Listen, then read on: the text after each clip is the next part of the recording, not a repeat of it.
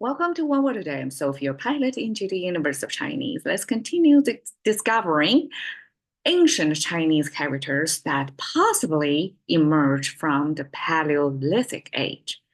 And we have been talking about celestial beings, and we start with the rain, and let's continue with the weather condition, which is the wind. 风 in Chinese. And contemporary Chinese, when we see this way of expressing 风, which is basically a dome shape, and then with a cross, as if things are unstable, things are diagonalized. I mean, we know horizontal is peace, stable, diagonal means change. There is a certain momentum, right? Either going up or down. But ancient Chinese have nothing to look like that. This is a mixed history Chinese depiction of wind, which is the moment when the worm here popping from its shell. Okay, so there, I guess, there were, or probably still is, such a connection of when the wind starts to pick up, the worms comes out. And that's probably tied with the climate condition in China, where this this is a big Euro-Asian continent, right? And then on the east to that is the ocean, the Pacific Ocean, and then with Japan in there. So picture that. So every year when the spring comes, when the weather warms, when the worms come out of their shells, underground, buried anywhere, when the worms start to come out, that's when the wind start to go, because that's when the land and ocean temperature contrast the most.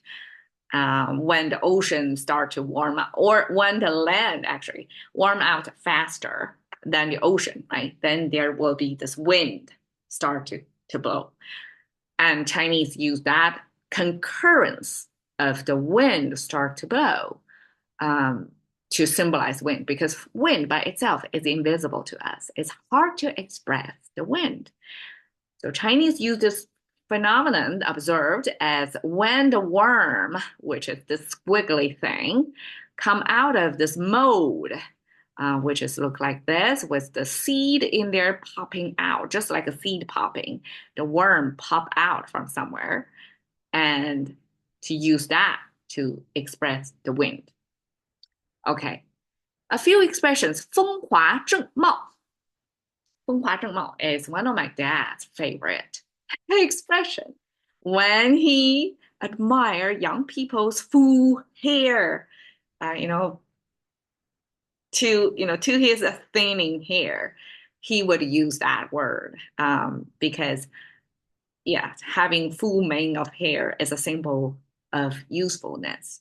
When you have that density, that level of hair, that means nutritionally you're still well vibrantly growing, squarely growing is how Chinese express it.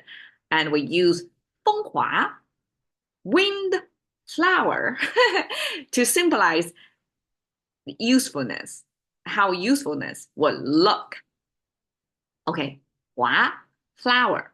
That's understandable because flower, blooming time is the plant's peak time, right? The plant passing down their seed moment or trying to pass down their seed moment.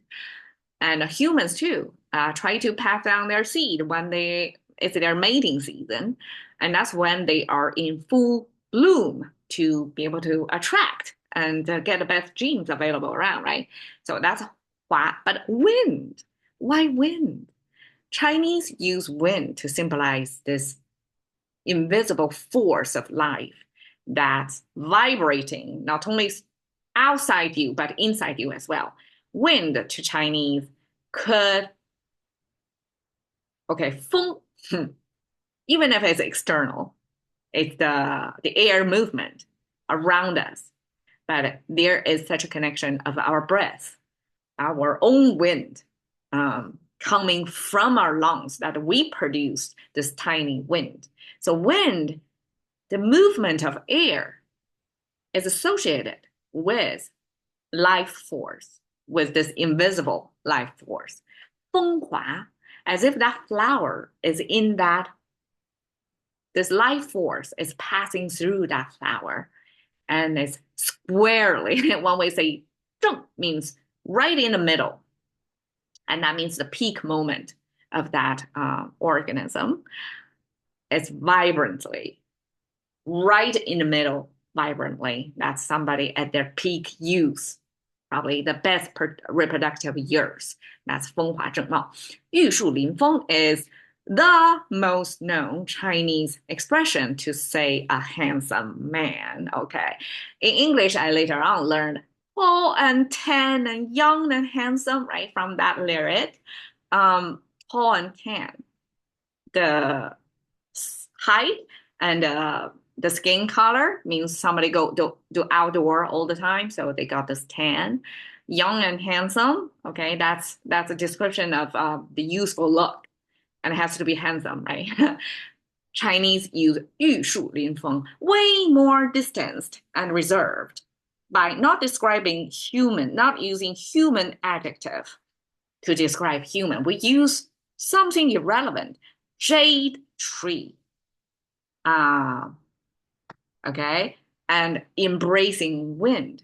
We're embodying this handsome guy, tall and tan and young and handsome standard kind of guy, package that into this jade tree.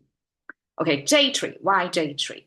Jade in ancient times was a precious stone-like thing. It once was used as not only like symbol of power, symbol of a person. We have this jade carved as a stem thing that's related to your personal identity.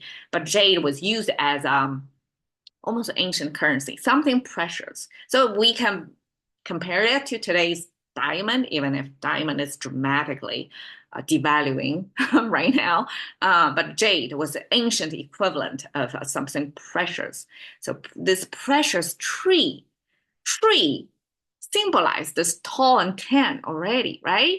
It's standing up straight, it's embracing the wind all the time, it's outdoorsy. And we use that to describe handsome, good-looking man. Okay, 风尘仆仆. We use wind again to give you this change, this factor, invisible life force that's flowing and changing all the time. And with it, there are dusts. There's dust because of this ancient pavement was not good as today's. I mean, even today, if you're near a major traffic, you still have dusty environment. But in ancient time, it's probably even more so.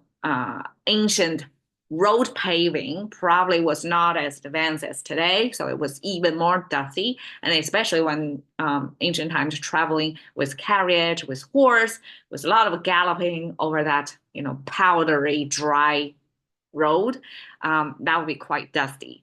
And when we say 风尘, means somebody is moving through the air that got dusty, and 仆仆 is this traveler's image of feeling so exhausted, and we have to double dose it.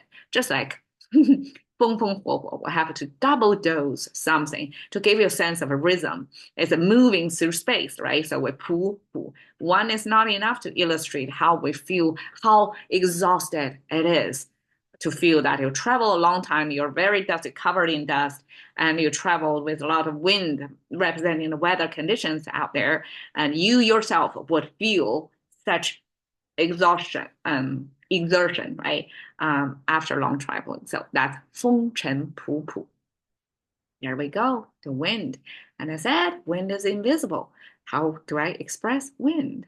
I ask this question by searching wind photography, and Unsplash spit back this one that shows the bending of this dry grass. And by seeing something visible under the force of the wind, then we can tell, okay, there's wind right there. And that's how Chinese indirectly express what wind looks like to us. Thank you for your time. See you another day.